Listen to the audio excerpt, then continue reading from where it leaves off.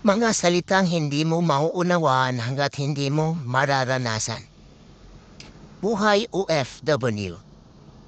Ang pagkakaiba sa abroad at Pinas. Sabi nila sa Pinas, swerte ka na kasi nasa abroad ka. Sabi nila sa abroad, swerte sila sa Pinas dahil kasama nila pamilya. Sa Pinas, libre dito, libre doon. Sa abroad, tipid dito, tipid doon. Sa Pinas, boss ka o amo ka. Sa abroad, alipin ka. Sa Pinas, sarap matulog at kumain. Sa abroad, yung iba kulang ang kain, minsan kulang sa tulog.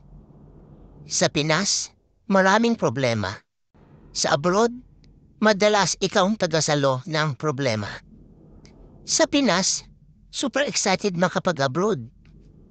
Sa abroad, super excited makauwi ng Pinas. Buhay OFW.